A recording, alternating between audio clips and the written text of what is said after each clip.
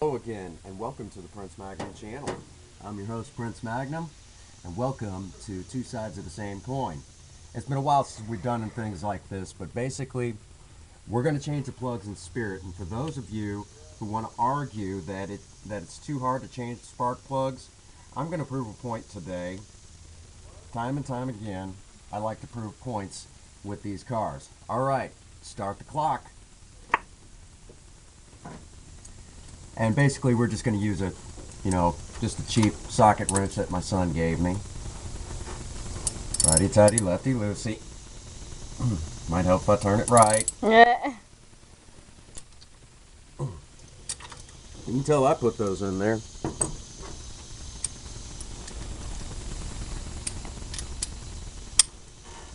Sorry, son. That one just won't work for this car. Here we go. Sometimes it doesn't hurt to have a couple different socket wrenches on hand. I like the socket wrench because of the grip on it, and it's just a Stanley. It's a Stanley. There you go. Check that out. She was pretty well done. We got our use out of it. Gapping them back at 51, even though the factory calls for 44. How often should you change your plugs? Every 6 months. New cars you can get away with a whole year. Back the other way.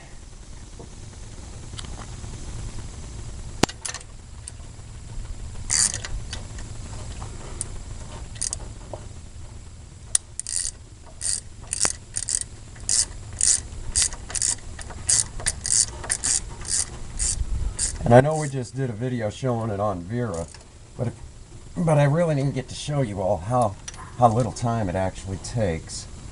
One down.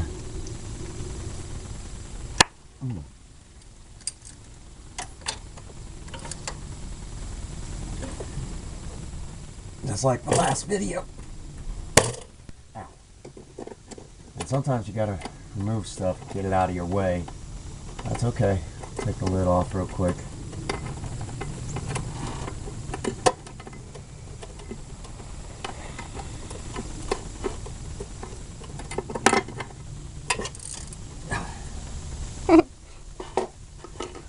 Yeah, that figures. Sure.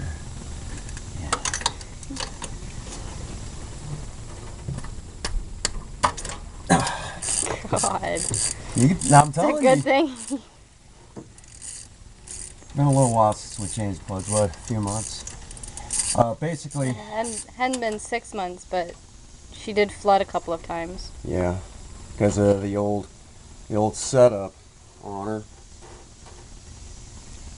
I have to inspect that one. I don't like the way it looks.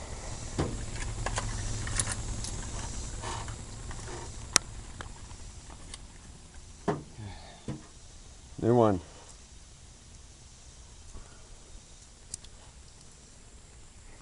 Just like it. See? Again and again.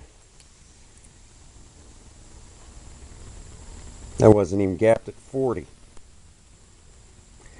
It's going to be like the last video. We have to wrestle with it just a little bit. So it's okay. I expected as much.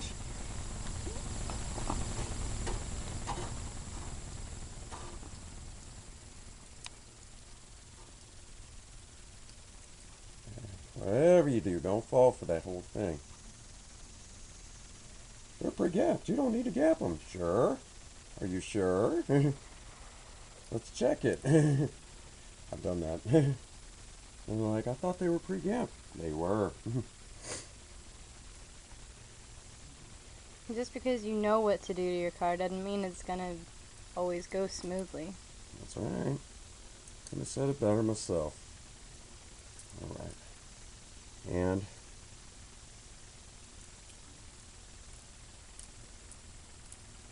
sometimes you gotta walk it up there. There you go. You want just a little bit of drag. And you'll see a big difference in how she runs. Time and time again, I tell everybody. Maintenance on these things. So important. And by doing this, you leave it for all you people that scream, "I want to be green." Well, if you don't do this, what happens is that you're not as green as you say you are. How come you're only taking off one plug wire at a time? Well, because if I take them all off, then I've got to remember the firing order, and I've never been good at remembering the firing order on any vehicle. So one at a time prevents that from messing up the firing order. Because if you get the firing order out of whack, oh buddy, your car won't run right. She'll flood. You'll swear up and down that thing's coming apart. And if you flood an engine bad enough, you'll wash the rings off the pistons, and she'll start. There again, there again. See, they were toast. They needed it. And how far are we in on? Even despite the hiccups. 6 minutes. 6 minutes? That's not too bad. And see, I know that is not no 44 gap. I know that. It's probably closer to 35. You're supposed to be a 44 because that's what these engines call for. And again, that just proves my point. You know. And it's not anybody's fault. I mean, there's that whole human thing where they're being transported across country, you know, from wherever they're coming from. And, you know, again and again and again, it's not anybody's fault. I don't blame the people that I bought this from. I don't even blame the people who manufactured it, or even the people who transported it. It just happens. So check them anyways. I mean, what they're trying to do is they're trying to save you some headaches. God bless them. I appreciate that they try, but their efforts are in vain. So if factories are trying to save some money, gap them about 35 and just leave it and say, gap them yourself. You know, be honest with the people. We won't be heartbroken. We'll actually appreciate you more. Well, that's the way I feel about it. Now, if it's a little hard to get in there, you can do it like this. Just reach right in and, oh, there it is. And it'll pop right out. And again, a little oil. A little oil. That could have been from the old valve cover. It just never fully burned off the old valve cover gasket. But no, I don't blame anybody for it. There we go. That one was at, I didn't even hardly have to drag. It was almost at 51. So, hey, they saved me some headaches. I'll wrestle it in there. That's, you know, again, just proving my point. And eventually, with practice, you get to where you can do this in a hurry. V8, woo, it goes fast then. You wouldn't think it would, considering you got more plugs. Actually, I got to where, because I'm still a little out of practice, I don't do this enough. If I was doing this as much as I used to, which I would change these every 3 months back in the day, just because I always wanted to keep my cars at peak condition. And back then I was always street racing. I would basically go out of my way and change my plugs so regularly. I'm amazed I even had any money to do anything. But Oh, plugs are cheap though. yeah, it's one of the cheapest ways to get performance out of a vehicle. Put good plugs in. You get a used car, first thing you do is a tune-up, because 9 times out of 10 they didn't do a proper tune-up before it left that dealership. I mean, car runs fine, nothing wrong with it. See, there again, bad plug. Give that plug a spanking because it's bad. This is number 5 we're putting in already. And it really doesn't, again, you know, even with me doing the video, it doesn't take that long. That one was almost already at 50. Again, you know, and we're just proving my point that these cars are easy to work on. I love American cars. Classic American cars, I should say. Not to be mistaken with new cars that claim that they're muscle. Those are just those are American tuners, and there's nothing wrong with that. I think that's cool because those American tuners that we're putting out today have muscle car DNA. So I guess in a way we kind of did get our muscle cars, but we really didn't, because they just don't have the panache that these did. And that's a crying shame still. Oh, it's threatening. I feel it tightening. One of the things that you'll hear me commonly, if you are out here and you're listening to me, I usually say, oh, I can feel it threading in. You'll feel it drawing down. And you'll know right away if you're not doing it right. Your car will tell you. Whether you believe in that or not, she'll tell you. Your project engine will tell you if you're not treating her right. So, and there we go. Number 5 down, and there's that plug wire. Make sure you loom these where they're not too much of the way. Busted my hand up. I got a couple of scrapes on it because I'm rushing. Prove my point. I admit it, I'm doing this for speed, but I'm still doing it accurately. No shortcuts, people. Guess I better go ahead. I got ahead of myself. Got ahead of myself. Happens. Last one. This is it.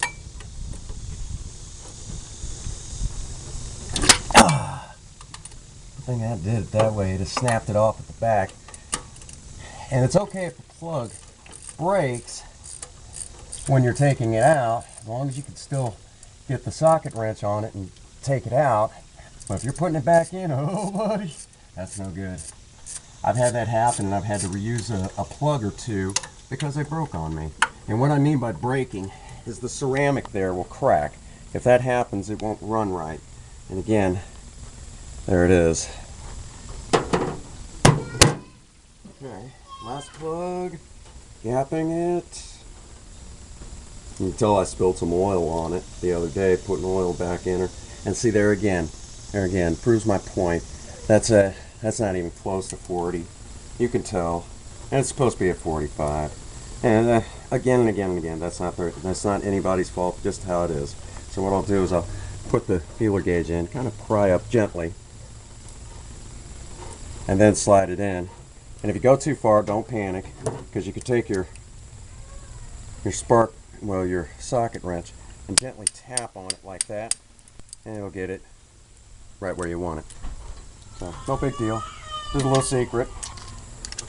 One time I actually went too far, and I had to back it. I had to tap it down. It took me a little while, but I got it. It happens. It happens even to the best of us. Just went too far, that's all. There we go. Last one's almost in. I'll have to torque it down.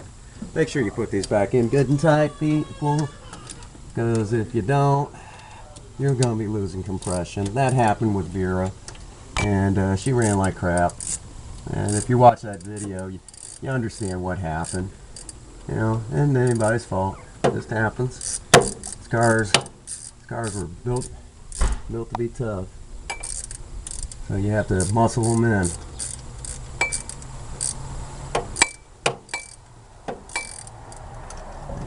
Yeah, it's going in. I can feel it. The engine's still warm from driving her earlier, which will make it easier to start it up. Show you all how much better it runs. Holy dang. Okay. And when you get to the back of the engine, it gets a little more difficult. So if you need a cheater bar, just be sure you don't over torque and break anything. Okay. Last plug wire. Where'd I put it? Oh, right there. And an alligator and bit my arm off. I can't talk now. There we go. And we're back together. Put my air cleaner on. I'll start it up. And you can see a happy ending. Every time. Every time. I have to touch up the air cleaner again. I suspected as much. There we have it. My keys.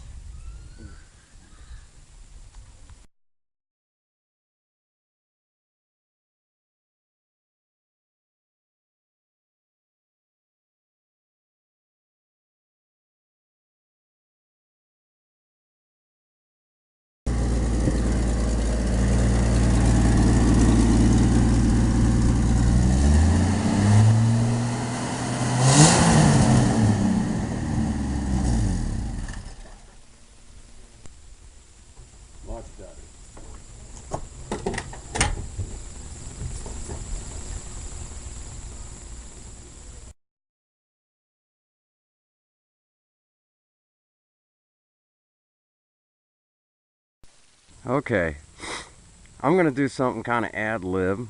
I'm going to do the best I can to try to explain this. But this is one of Spirit's spark plugs that we changed. And obviously we're already done. She's running great now. Running a lot smoother other than she keeps blowing this vacuum cap off. And I've got a simple solution for that. We're going to solve that issue real quick, like, and in a hurry. But if you look at it, I mean, obviously this was gapped at 55. And we had a little bit of a flooding issue because it kept, with the old coil, it kept blowing it off, and it shut off and flood. And you'd hook it back up, it'd start up, you know, Spirit would start right back up. Without too many hassles, but, you know, she'd be a little flooded. You'd have to blow her clean and off you'd go. Well, this sort of stuff can happen to any car over time. You know, basically the spark plugs should really be changed every 6 months. With new vehicles you can get away with, you know, once a year. But basically, do the best I can to show you all. Okay, you see that basically electricity travels through the plug up to here, and then basically it arcs over to here, and basically, of course, is dissipated. Well, that spark is what ignites the fuel inside the combustion chamber. Well, what happens is if this becomes all carboned up and gummed up, too much gas, whatever, basically you're not getting the spark that you should between that gap. It's weak. It's not giving off as much as it should. So that's why you change them. Well, manufacturers like to say, well, you don't have to do it that often. Well, that's a crying shame, because that's not true. And because of this, you know, cars don't run as fuel efficient as they should. So don't fall for that. Change these every 6 months. They don't usually cost all that much. In most cases, they're pretty easy to change. So don't buy into that. If you let them get like this, you know, your cars will flood, or they'll have that horrible gas smell that every person who's ever worked a drive-through chokes on. So please don't do that. If you want to be green, change these every 6 months to a year. I like to do it at least once in the spring and once in the fall. But if she floods out a couple of times, I'll change them as soon as possible, because I want to get that performance back, because I know if I'm losing performance, I'm also losing gas mileage. It's that simple. So you don't have to spend buku dollars for like the E3s or whatever. Just simple factory spark plugs will work just fine. Just if you have a carbureted engine, try to gap them about 5 to 10 degrees wider. You'll find what works best for your car. We found that 6 was good enough. And those blades are easy to pull out and do, and, you know, just try that on for size. Alrighty. Well, that brings us to the end of this video. I don't know if I doubt I'm going to narrate any, but at this point, if I do decide to narrate, you know, I'll end it in the usual manner. But if I don't decide to narrate, well, if nobody has told you that they love you today, Prince Magnum does. God bless you, and have a happy 24. Thank you.